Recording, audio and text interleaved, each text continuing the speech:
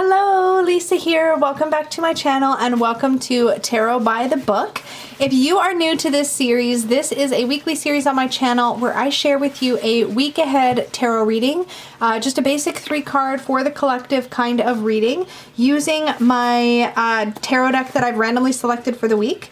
I also, during Tarot by the Book, like to share with you some of my thoughts about the deck in question, as well as once I've given my intuitive reading, I like to take a look at the guidebook and read the definition or the meanings of those cards from the guidebook that comes with the deck, or one of my favorite tarot books if the deck didn't come with a book for some reason. So this week I have randomly selected the Fountain Tarot, and I was really excited that this was the deck that came up because I have been neglecting this deck for quite a while, and it kind of cracks me up because this deck and me we get along very, very, very well. And in fact, when I was new to YouTube, within the first, I'd say several months that I had a channel, I did a series called Tarot Knockouts. If you want to see some of my first videos, go check that out. But spoiler alert, this deck won. It was just a way for me to show my tarot deck collection at the time and share basically which deck. I would just pick 2 randomly and see which one I would pick if I had to pick until I narrowed it down to 1, and the Fountain Tarot won Tarot Knockouts. So I've got really fond memories of this deck, but it's been definitely very neglected. Can we talk about this holographic box? So I did get this deck, I believe, off of Amazon, but it is an independent deck. At least I think. I don't think it's been picked up by a mass market publisher. I just believe that the creators of the Fountain Tarot had made it available on Amazon. And as far as I know, it's still available, but I'm not sure. I haven't checked yet. If it is, I will have a link to it down below. Please be aware that any Amazon links that I use are affiliate links, so you don't have to use those. You can definitely go right to Amazon and just search it up. But if you do use those, I do get a small commission on qualifying purchases.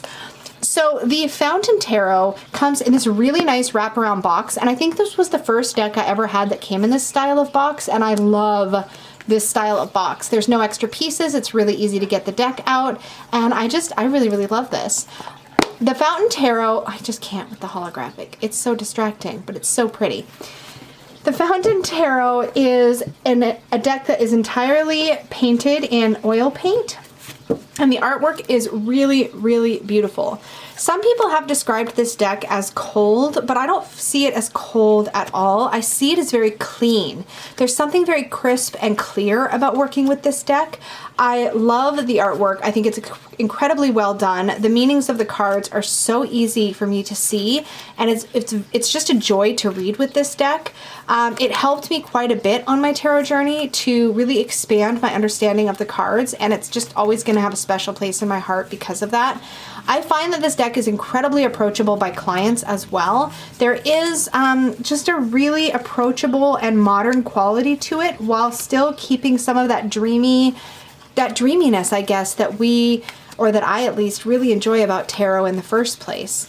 There's a lot of energy and movement and emotion in these cards, and I just, like I said, I just really, really enjoy working with this deck. The deck is one of my favorite 2 of Cups ever. I love that image so, so much. So this deck is silver gilded, and I have to say that my gilding has held up pretty well considering how much love this deck has gotten in use. And the cards are like a thinner cardstock, but it feels sturdy, and the gilding, I guess, doesn't really affect anything. I don't mind the white borders on this deck, and in fact, I think it helps to really frame this artwork in a way that I genuinely appreciate. I love, love, love, love this Emperor. So let's get into it. I'm going to start us a shuffling.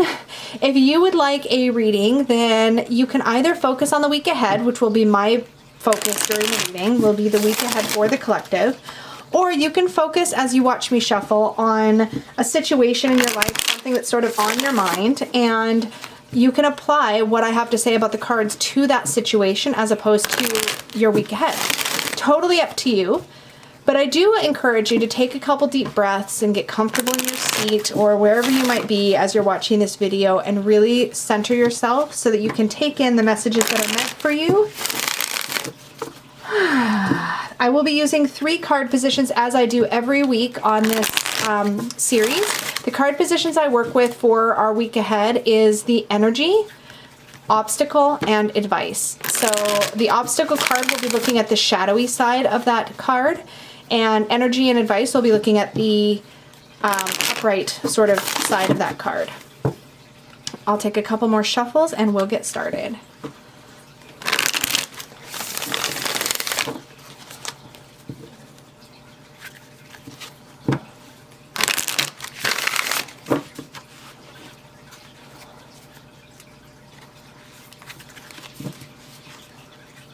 Energy, Ace of Coins, obstacle, Four of Cups, and advice, the High Priestess. Let's take a look at these. I'll zoom us in a bit so we can see the cards a little bit better, and we'll get started with my intuitive read.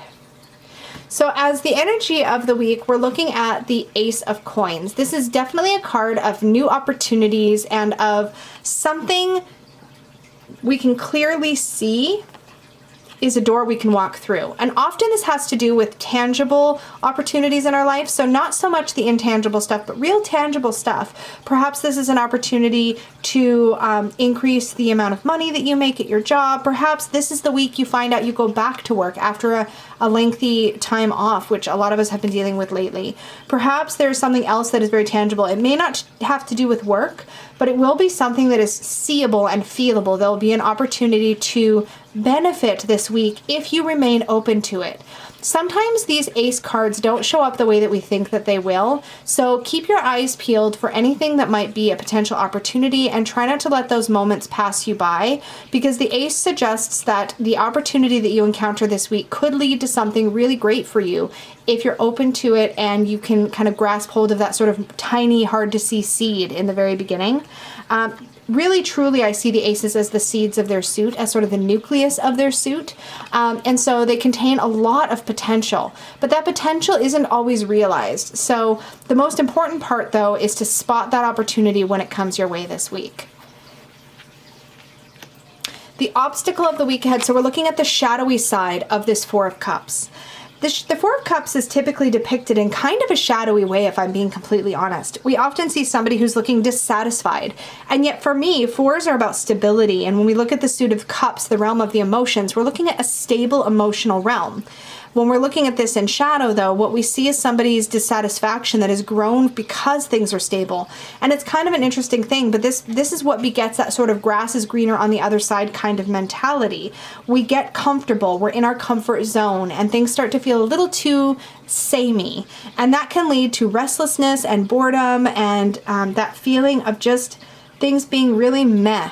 And so the obstacle this week is to notice when that feeling of dissatisfaction may arise throughout your week, particularly when it comes to your relationships and the people that are close to you, because cups as a realm of emotion is going to tend to deal with relationships that matter as opposed to sort of casual situations, right? It could be a casual connection with another person, but just be aware that this week you might feel a little bored, you might feel a little underappreciated, you might feel a little meh, just shrug. But this is an obstacle, and if you keep in mind that that too will pass, and that these moments of things feeling a little meh, a little boring, a little samey, they're normal. If you keep that in mind, it will be a lot easier to navigate that. But let's take a look specifically at our advice for the week. Big energy here in the High Priestess. One of my favorite High Priestess cards of all time. I just love the wispy veil. I get this feeling that there's that she's in a room and there's this big balcony behind her overlooking the ocean. And we have this water, alchemical symbol for water in blue here right at her feet, just overlaid in the artwork. She's seated on a crescent moon throne or chair, and she's holding a scroll, and she's sort of almost veiled herself, so there's this real air of mystery. The black and the white is a nod to the black and white pillars from the traditional High Priestess card of the Rider-Waite-Smith tarot, and there's just a lot of mystery and a lot of magic in this card. But there's also an invitation. The High Priestess is often an invitation to look deeper, right? Don't necessarily take everything at face value. And that's a really interesting piece of advice considering the sort of dissatisfaction of the Four of Cups we may bump up against this week. The High Priestess says, but what's beneath the surface? Maybe things on the surface seem a little boring or a little meh, But where is the magic that you're not looking for? What sweet moments are you missing because you're too focused on the sameness of everything? Maybe it's not so samey after all. I mean, I was in my living room yesterday and looked up and there was a sweet ladybug just crawling across the wall next to me. And that was a little moment of magic. Those are the moments that the High Priestess is asking us to notice this week, to find the pieces of wisdom, the bits of magic in our day, and be prepared for some interesting surprises, but the kind that make you feel like you've unlocked something new. And that could actually, interestingly, be what leads us to the potential opportunity that the Ace of Coins promises that we may encounter this week. So look around those corners, be a little bit more open to the magic of the mundane, and see where that gets you this week. So my friends, that is my intuitive read. Let's take a look together at the guidebook and see how the messages that I got from this deck intuitively line up with what the creators intended for this deck. Let's start with the Ace of Coins, which should be, usually that suit is the last suit. Yeah. The coins. Ace of Coins, earthly abundance. Let me pull this card up and I'll read from the guidebook. A beautiful golden coin shines radiantly in all directions over a lush and verdant garden. As the foundation of the suit, aces carry raw energy and bright potential. The Ace of Coins is the symbol of material and physical abundance. In a reading, it lifts and enhances all the cards in its vicinity. It is a gift freely given, but like all aces, it is a momentary blaze of inspiration. Material I'm bumping my camera, I'm very sorry. There we go, I had to move my foot, it was really stuck. I'm sorry, I knocked my camera. Okay, back to my reading, I'm very sorry, very disruptive. It is a gift freely given, but like all aces, it is a momentary blaze of inspiration. Okay, sorry, keywords. Material and or spiritual abundance, nourishment, contentment, an opportunity to create something new, a reminder to stay grounded. Oh, good point there. So that was the upright meaning of the Ace of Coins. I think that idea really ties in well with my reading. I don't see a lot of conflict there, but there may have been something that jumped out at you from that reading that's going to really make an impact on you this week. Let's take a look at the reversed meaning for the Four of Cups and see what the guidebook has to say about that. So the Cups and the Four, and the keyword at the top, or the title at the top, is Blind Disillusion. So I'm going to read the upright because I'm not quite sure what we're going to take from here. It looks like the way that this deck treats, actually, just reading the guidebook here, it looks like the upright meaning for the card is the shadowy meaning, and the reversed is the more positive meaning. So I'm actually going to read the upright. I know that was confusing, but some decks do this with the Four of Cups. They actually see it in its natural state as a more shadowy card and look at the sort of more negative attributes of that stability versus seeing that as the reversed meaning. Hopefully that made sense. Okay. Blind disillusion. A man slumps in a corner, brooding over his current situation. What once had satisfied him now brings boredom and discontent. He wavers between self-reflection and disillusionment, but is dangerously close to melancholy. As he stews in his emotions, his ability to see another option is clouded. If he can shake the self-pity, he'll remember that he has options, and the bounty around him will start to become obvious again. When the Four of Cups appears in your reading, quit focusing on the empty cups. Possibility is closer than you think. And this is a very standard imagery for the Four of Cups, where you see that the character in the card has 3 cups they're looking at, and they're missing the 4th off to the side. So meaning, disillusionment, self-reflection, listlessness, ennui, emotionally stranded, stagnation, imaginary problems. So all of the upright meaning for the card lined up with how I perceived this card as an obstacle for our week ahead. I don't think there's any conflict there whatsoever. If you're curious, this deck has the reversed meaning as taking action, seeing possibilities, and impending new relationships and experiences, or a breakthrough in self-awareness. Let's take a look now at the High Priestess, who is our advice card for the week, and see what she has to tell us. The High Priestess, Veiled Wisdom. The High Priestess will receive you if your desire is true and you are willing to explore your spirit free of the need for answers or religion. True wisdom comes from quiet, solitary reflection and trusting your own personal experiences of life. The High Priestess is veiled wisdom. She is the space between extremes where ideas and thoughts are uncovered, where they emerge and expand. Those who are brave enough to listen in her stillness will gain the strength and conviction they seek for future actions. Meaning, private and personal exploration, quiet and deep knowing, mystery, strong intuition and instinct, spiritual evolution, secrets, a woman of interest. And I really feel like this card, that's a very kind of on point traditional reading for the High Priestess.